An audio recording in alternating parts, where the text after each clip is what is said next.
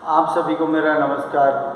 YouTube channel पर आपका स्वागत है और उम्मीद करता हूँ कि आप सब लोग भी अच्छे होंगे। देखिए, अपना जो टॉपिक चल रहा था और प्रसंग जो अपनी बातें चल रही थी, जिसमें अपना चल रहा था हिंदी साहित्य का इतिहास और हिंदी साहित्य के इतिहास से जुड़ी हुई उसका जो प्रारंभिक सूत्रपात हुआ है, कहाँ से कैसे हुआ है, कौन कौन ने लिखा है, वो सारी वीडियो भी मैंने बता दी है। और इससे पहले जो वीडियो मैंने बनाई थी उसमें हिंदी साहित्य के इतिहास के जो काल हैं, उन कालों की विभिन्न काव्य धाराओं का विकास हुआ था, वो भी मैंने आपको डाल दी है। तो थोड़ा सा समय निकाल के पढ़िए, देखिए, समझिए। अगर आपको पढ़ना है तो, नहीं पढ़ना है तो कोई बात नहीं, आपकी मर्जी है। तो देखिए, हिंदी साहित्य का जो इतिहास है, जिसमें पहला है कौन सा काल आता है आपका, आदिकाल, जिसका दूसरा नाम क्या है, वीर गाथा काल, जिसका समय कब से रखा है, 1050 से लेके 1375 तक रखा है। ठीक है। अब बात ये आती है कि आदिकाल क्या है। तो सीधी बात है, आदिकाल नाम पड़ा है तो सबसे पहले ध्यान रखने की बात यह है कि आदिकाल नाम जो दिया है ना, ये आचार्य रामचंद्र स्वरूप का नहीं है, ये आचार्य हजारी प्रसाद द्विवेदी के द्वारा दिया हुआ नाम है। क्योंकि आचार्य हजारी प्रसाद द्विवेदी ने हिंदी साहित्य की भूमिका और हिंदी साहित्य का आदिकाल लिखा है, इसलिए ध्यान रखना। अब बात यह है कि आदिकाल कहो या वीरगाथा काल कहो, बात वही है। आदि का मतलब है प्रारंभिक समय। प्रारंभिक समय किन लोगों का था, राजा महाराजाओं का था। तो फिर उनकी वीर गाथा अर्थात वीर राजाओं का जो शौर्य पराक्रम जो है, उनके युद्धों का सजीव चित्रण है, उनके वैभव विलासता, उनका श्रृंगार के, उनकी वीरता का जो प्रदर्शन किया है, ये समय 1050 से लेकर 1375 के बीच का जो समय है, जिसमें राजा महाराजाओं की स्थिति और उनका सजीव चित्रण इसमें किया गया है। ठीक है। अब बात ये आती है कि आदिकाल के ऊपर ये प्रश्न भी उठा है कि आदिकाल, क्योंकि प्रारंभिक समय है तो प्रारंभिक समय है तो आदिकाल को विभिन्न नामों से जाना गया है। कभी कभार ये पूछ लेता है कि आदिकाल का नामकरण जो है उसको स्पष्ट कीजिए। तो कितने लोगों ने नामकरण दिया, किसने क्या नाम दिया, लेकिन सर्वमान्य सर्वसम्मति से जिसको सर्वमान्य किया गया वो नाम क्या है। तो देखिए, उसके बाद आदिकाल की विभिन्न जो काव्यधाराएँ हैं, आदिकाल की मुख्य प्रवृत्तियाँ विशेषता कौन सी हैं, उन तीनों के विषय में मैं आपसे चर्चा करूँगा। तो देखिए, अब बात अपनी आती है कि पहला जो टॉपिक है, पहला टॉपिक आपका क्या है, आदिकाल। आदिकाल का नामकरण, आदिकाल का नामकरण। तो सीधी बात है कि आदिकाल का नामकरण जो है वो किस किस ने क्या नाम दिया है, आदिकाल के नामकरण में किस किस ने क्या नाम दिया है। तो वो उसके ऊपर, क्योंकि कोई भी काल हो उसके ऊपर विवाद जरूर हुआ है कि भाई इसका नाम आदिकालिक क्यों रखा या फिर इसका नाम वीरगाथा काल क्यों रखा। तो कुछ लोग हैं जो लेखक हैं, जिन्होंने अपने अपने विद्वान हैं, जिन्होंने अपने विचार लिखे हैं। तो देखिए, सबसे पहले ध्यान रखने की बात तो ये है कि सबसे पहले इसका नाम जो वीरगाथा काल दिया है, वीरगाथा काल। तो वीरगाथा काल नाम किसने दिया है, ध्यान रखना, ये नाम दिया है रामचंद्र शुक्ल ने दिया है। दूसरा है जो दिया है कि आदिकाल, आदिकाल, आदिकाल नाम किसने दिया है, तो ये ध्यान रखना आचार्य हजारी प्रसाद द्विवेदी ने दिया है। तीसरा नाम क्या है, तीसरा नाम जो दिया है, जिसमें आप कह सकते हो कि डॉक्टर रामकुमार, डॉक्टर रामकुमार वर्मा, इन्होंने क्या दिया है इसको, संधि का नाम दिया है। चौथा जो दिया है जिसमें आप कह सकते हो doctor George Grierson, George Grierson ने क्या नाम दिया है? चारण काल, चारण काल नाम दिया है। पांचवा राहुल सांकृत्यायन, क्या दिया है? राहुल सांकृत्यायन, राहुल सांकृत्यायन। इसने क्या नाम दिया है? सिद्ध सामंत काल, सिद्ध सामंत काल नाम दिया है। छठा जो नाम दिया है कि चंद्रधर शर्मा गुलेरी, चंद्रधर शर्मा गुलेरी, इन्होंने क्या नाम दिया है? इन्होंने कहा है अपभ्रंश काल, अपभ्रंश काल नाम दिया, अपभ्रंश काल बोला है इसको। और 7वें नंबर पर रखो तो फिर आप रख सकते हो जिसमें वेदगाथा काल रामचंद्र शुक्ल का है, आदिकाल आचार्य हजारी प्रसाद द्विवेदी का है, डॉक्टर रामकुमार वर्मा ने क्या कहा है? संधि काल का है, और डॉक्टर जॉर्ज ग्रियर्सन ने क्या कहा है? चारण काल का है। और राहुल सांकृत्यायन जो है वो सिद्ध सामंत काल का है, और चंद्रधर शर्मा गुलेरी ने इसको अपभ्रंश काल का है। अब 7वां जो दिया है जिसे अपन क्या कह सकते हैं कि महावीर प्रसाद, महावीर प्रसाद क्या है? द्विवेदी। महावीर प्रसाद द्विवेदी ने क्या नाम दिया था इसको? बीज वपन, बीज वपन काल, ये नामकरण ध्यान रखना। ये पूछ सकता है आपसे, एग्जाम में भी आपको आ सकता है कि आदिकाल का विभिन्न नामकरण क्या है, तो ध्यान रखना कि किसके द्वारा क्या नाम दिया गया है, क्योंकि हिंदी साहित्य के इतिहास की पहली परंपरा है। क्योंकि जिसमें अपन कह सकते हैं कि आदिकाल में जो हिंदी साहित्य इतिहास की जो परंपरा चली है, प्रारंभ हुई है, इस संबंध में जो सर्वमान्य मत जो दिया है कि जब से अपभ्रंश भाषा जो चली है साहित्यिक रचनाओं के माध्यम से, तभी से हिंदी का धीरे धीरे प्रादुर्भाव होता हुआ आगे बढ़ा है। और जिस काल में अपभ्रंश साहित्यिक भाषा थी, उसी काल में हिंदी अपनी जनभाषा के रूप में पैर पसार रही थी, क्योंकि 1000 ईस्वी के लगभग से हिंदी का उद्भव विकास दिखाया है। तो अपभ्रंश भाषा ठीक इससे पूर्व की भाषा है, तो अपभ्रंश भाषा का साहित्यिक रूप चल रहा था, उसी समय हिंदी भी अपने पैर पसारने अर्थात उद्भव हो रहा था।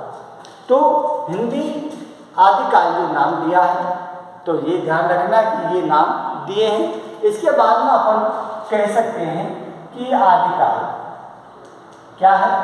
आदिकाल, आदिकाल की क्या है?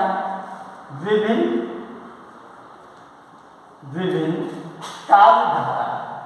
इसका मतलब है कि आदिकाल की विभिन्न कालधारा कौन कौन सी हैं, क्योंकि प्रत्येक काल, चाहे वो आदिकाल है, चाहे वो भक्ति काल है, चाहे वो रीतिकाल है, चाहे आधुनिक काल, प्रत्येक काल की धाराओं का विकास हुआ है। तो कौन कौन सी धारा किस काल में चली हैं, तो आदिकाल की कौन कौन सी विभिन्न काल धाराएं हैं, तो ध्यान रखिए। जिसमें आप लिख सकते हो नाथ काल धारा, नाथ काल धारा। इसके बाद आप लिख सकते हो सिद्ध, सिद्ध काल, सिद्ध काल धारा। तीसरी आप लिख सकते हो जैन काल, जैन काल धारा। और चौथी आप लिख सकते हो नाथ सिद्ध जैन, और जिसमें आप कह सकते हो चारण, चारण साहित्य काल धारा। पांचवें आप लिख सकते हो रासो, रासो साहित्य काल धारा। और छठी आप लिख सकते हो फुटकर काल, फुटकर काल धारा, फुटकर काव्यधारा में कौन है? अरे फुटकर काव्यधारा जो है वो इसमें जो दिया है, इसमें कौन आता है? फुटकर काव्यधारा इसमें आता है आपका अमीर खुसरो। अमीर खुसरो आता है। अमीर खुसरो की क्या है? जैसे दिया है पहेलियां, क्या है? दो सुकनी क्या है? मुखरियां और क्या है? पहेलियां, दो सुकनी, मुखरियां और गजल। जो ये सारा का सारा क्या है? अमीर खुसरो का काम था कि सभा में बैठे हुए राज दरबार में लोग थे, उनका हंसी मजाक और मनोरंजन करना पहली प्राथमिकता थी। तो फिर अमीर खुसरो फुटकर काव्य की कवि कहे जाते हैं। और 1000 क्योंकि कहा जाता अमीर खुसरो ने दिल्ली जो शासन है उस पर 7 राजाओं का शासनकाल देखा है। तो अमीर खुसरो हिंदी ध्यान रखना कि अमीर खुसरो क्या है? खड़ी बोली जो दिया है, खड़ी बोली के प्रथम कवि, खड़ी बोली के प्रथम कवि कौन माने जाते हैं? अमीर खुसरो को माना जाता है खड़ी बोली। क्योंकि खड़ी बोली कहाँ बोली जाती है? मेरठ, सहारनपुर, दिल्ली, रोहतक, ये जो एरिया है खड़ी बोली। तो खड़ी बोली का सर्वप्रथम कवि में अमीर खुसरो को ही माना जाता है। तो फुटकर काव्य इनके द्वारा रचा गया था। तो पहली आदिकाल की विभिन्न धाराएं हैं, ध्यान रखना कि नाथ काव्य धारा का मतलब है कि जो पाशुपतिनाथ, मच्छिंद्रनाथ, गोरखनाथ और जो आपके भर्तृहरि हैं, ये योगी परंपरा जो चली है, इसी काव्यधारा। सिद्ध काव्यधारा है जिसमें 84 सिद्धों को लेकर बात की है। सिद्ध 84 हैं और सिद्धों का तंत्र मंत्र जादू टोना, जिनके पीछे पा शब्द लिखा है, दोहा और कोश और चर्या पद जिन्होंने लिखे हैं। चारण काव्य है तो चारण काव्य में जैन काव्य का मतलब है जो जैन धर्म से संबंधित जो तीर्थंकर थे उनका जीवन परिचय, उनका काव्य रचनाओं का परिचय दिया है। जैसे बाहुबली रास है, रविंद्रगिरी रास है, तो बहुत सारी काव्य रचना है। चारण साहित्य का मतलब है कि आदिकाल का जो साहित्य था वो चारणों ने लिखा है। चारण कौन थे? जो राजा महाराजाओं के दरबार में बैठकर उनकी स्तुति प्रशंसा गान करने का काम करते थे। तो चारण साहित्य इस काल में रचा गया था। रासो साहित्य का मतलब है कि उस समय जो रासो साहित्य रचे गए थे आदिकाल में। रासो आदिकाल का एक प्रमुख छंद था जिसमें काव्य रचनाओं को रचा। उनके ज़्यादातर जो पीछे शब्द रासो लिखा है, जैसे फर्स्ट ईयर है आपका एक पाठ है जिसमें नाम क्या है? बीसल देव रास। तो रासों का मतलब वही रास है कि बीसल देव रास है, परमाल रास है, खुमान रास है और पृथ्वीराज रास है और हमीद रासो है। बहुत सारे काव्य हैं इसी परंपरा में। पूछता है कभी कभार रासो, प्रमुख रासो ग्रंथों का नाम। तो ये भी ध्यान रखना है, फुटकर काव्य आपके हो ही गया। तो ये क्या है? आदिकाल का नामकरण, आदिकाल की विभिन्न काव्य धाराएं। इसके बाद आपका इसमें टॉपिक में आता है जिसे अपन क्या कहते हैं? आदिकाल।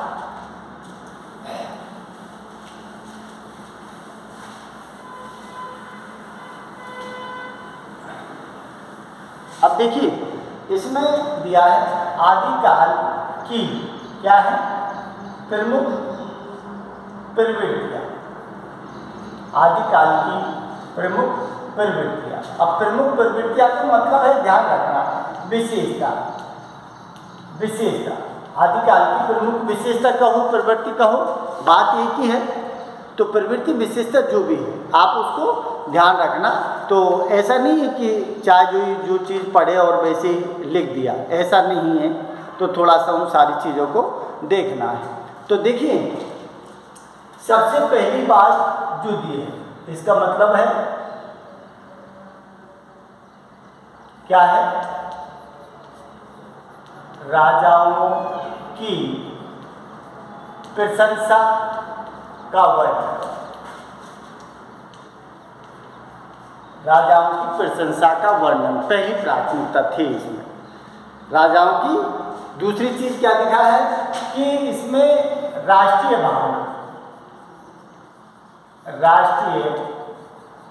भावना,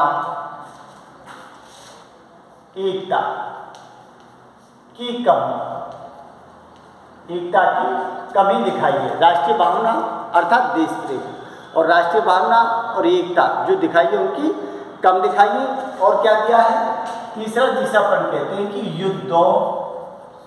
युद्धों का क्या दिया है, सजीव चित्रण, सजीव चित्रण है। क्या है, वीर एवं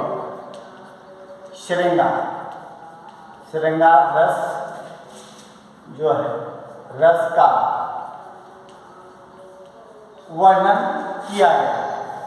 श्रृंगार और वीर रस का वर्णन किया है। और दरबार का सामंती वातावरण का चित्रण है।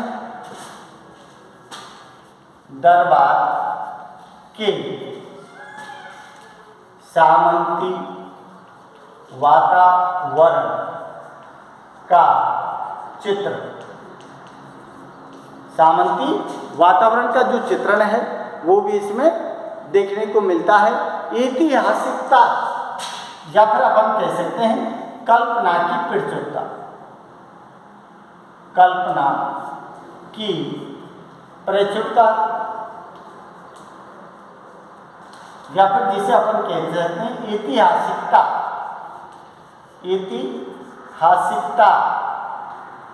का क्या है, अभाव। क्या है, डिंगल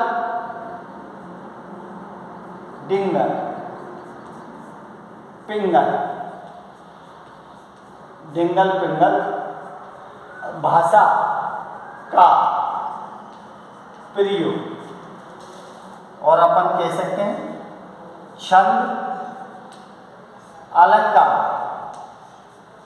छंद अलंकारों का प्रयोग। सीधी बात है कि जो प्रवृत्ति है, जो विशेषता है जिसमें छंद अलंकारों का प्रयोग जो है उसमें किया जाता है। और रूप सौंदर्य, और भी अपन लिख सकते हैं। तो क्या है, रूप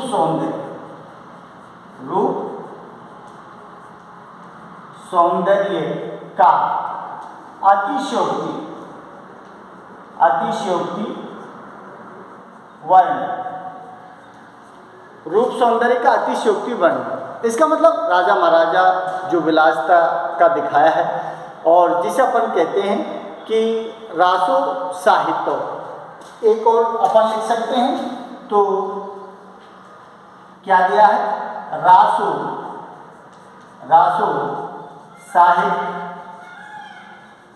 साहित्य की रचना, रासो साहित्य की रचना।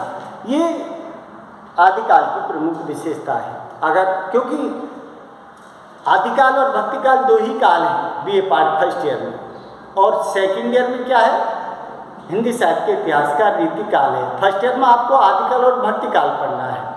इसीलिए मैं आदिकाल के नामकरण, आदिकाल की विभिन्न धारा, आदिकाल की प्रमुख प्रवृत्तियाँ कौन कौन सी हैं वो चीज़ मैंने आपको समझा दी है। तो थोड़ा सा आप ध्यान से देखना। और जो दिया है कि सेकंड ईयर है, सेकंड ईयर वाले रीतिकाल की जो वीडियो है उनको देखना। थर्ड ईयर वाले जो हैं वह आधुनिक काल में जो धाराओं का विकास हुआ है, जिसमें भारतेंदु द्विवेदी, छायावाद, प्रयोगवाद, प्रगतिवाद और जो है उन सबको आपको देखना है, समझना है। तो ये था आपका आदिकाल की प्रमुख प्रवृत्तियाँ, आदिकाल का विभिन्न जो धाराएं हैं और आदिकाल का विभिन्न जो नामकरण किया गया है। ठीक है, अच्छा लगे तो लाइक शेयर, वरना कोई बात नहीं, आप पढ़िए, मज़े से रहिए, मस्त रहिए, खुश रहिए। नमस्कार।